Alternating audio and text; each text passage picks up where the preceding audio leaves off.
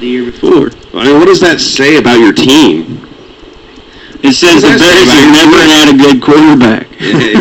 That's what it says. And they just don't. All we need is a good quarterback to lead the team, And then stop, paying the kicker ridiculous amounts of money. They have Robbie Gould locked. He is a great kicker.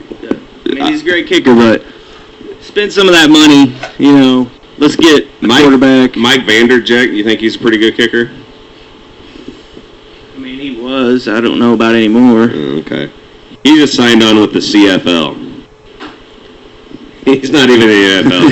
He's just not doing it. Kickers, year to year, I mean, they change. I mean, 1 year, what's his name? Who's the Colts kicker now? The one they traded up for. Yeah, he was the Patriots kicker. I'm stupid. I can't think of his name. God. I know. Yeah, he's got the awesome commercial where he's got all his rings and he's going through did you see that? He's going through like the metal detector thing at the airport and he keeps taking off all of his Super Bowl rings. I don't think I've seen that. Dude, Owen, who's your kicker? Owen, you're in the chat room. We both have brain farts going on right now. I think of it for life. I think I would have been able to remember, but then beer I couldn't remember. That it threw me off. Blame it on me. I totally did. I totally will. Anyhow, I mean, are you kidding me? I don't. Yeah, Adam Vinatieri. Stupid. I'm so disappointed in myself. Yeah, wow. I'm like, God, who's that guy who used to play for the Bulls? Black guy. Big, tall black guy. Bald-headed. Right. Lit it up. I remember him. He was really good. Coke. Yeah, Adam Vinatieri. All right.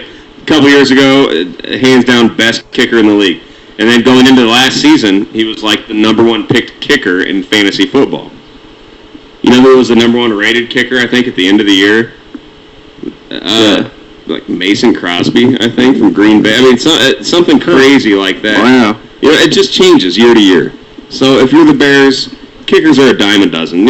You blow all your money on a guy honestly, I mean, it's only $3 million a year. Urlacher's, making like $7 million. I mean, it's all right. But you don't need to lock up a kicker for that long. You can pay a kicker $1 million a season and have one of the best kickers in the league, and you don't have to it's a kicker. There's no kind of, it's not like somebody's going to scoop in and buy Robbie Gould right out from under you for a giant salary. And, what the hell are we going to do? We lost our kicker. Where are we ever going to find another kicker? Anywhere. You can find kickers anywhere. They're everywhere. They just kick. That's all they do. Yeah. Dime a dozen. So, but the Bears wrap $15 million into Robbie Gould. They go out of their way to bring back both Grossman and Orton. Two guys who I think, with Orton, I don't know. Apparently he's improving. That's reports out of Bears camp. He's improving. He's becoming a much better quarterback, making good decisions. He's showing signs. Looking pretty good. That's what I understand, anyway. But I mean, who knows? Who knows? We'll have to see how that translates onto the field. But a guy like Rex Grossman, I think, could be a good quarterback. But I've said this before. I don't think he will be in Chicago. I don't think that's a place he'll be able to, step up and actually be.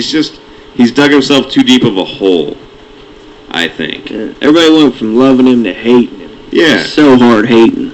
Yeah, hating him, for sure. And it's, the Chicago fans are passionate fans. Yeah. Incredibly, incredibly passionate. So, you don't perform, they're not going to be happy with you. And they'll vocally... Well, I already know, yeah. And you'll get blasted on all the local, sports talk radio stations. They're ruthless. That's how it is in Boston. Yeah. Oh, jeez. Red Sox. Red Sox. Oh, yeah, Red Sox. Oh, Boston. Hey, I read something today that said that, who was it? I think the Red Sox are moving one of their games up an hour so it'll get over in time to not overlap with the Celtics finals game. They want the Boston fans, to be able to also watch the Celtics game. Right. I'm like, dude, that is cool. Yeah. I mean, that is a sports city right there. Boston is such a sports city. I have nothing but respect sports-wise for Boston. I mean, really, you got to. People love their sports. They love their teams. They're not like stupid. You know what I mean? Like, they're not like stupid fans. They're not like Cub fans will just suffer through enduring disappointment and loss and pain just season after season but still just keep coming back for more kicks in the mouth from you know, but like a whole century of losing. And the Red Sox went a long time without winning, and they still had a strong fan base, but the fan base was kind of hostile. The Cub fans are like, oh, super duper, you're gonna win it this year. This is the year. Yeah. This is the year. If not, we'll get them next year. No big deal. Red Sox fans were seriously like, they just went there to watch baseball. Yeah, they didn't expect to win. No, yeah. They was just like, you're not going to win. I'm just here to watch baseball. Because fans are like, we're going to do it.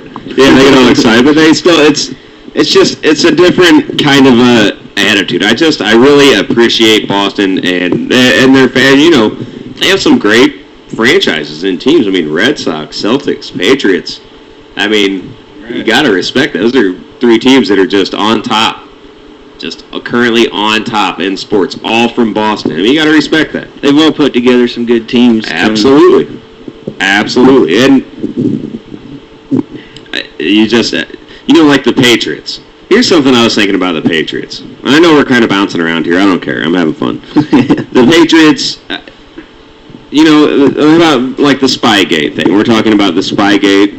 Yeah, they cheat. Yeah, and everything like that. But if you think about the Patriots historically, how good are they historically?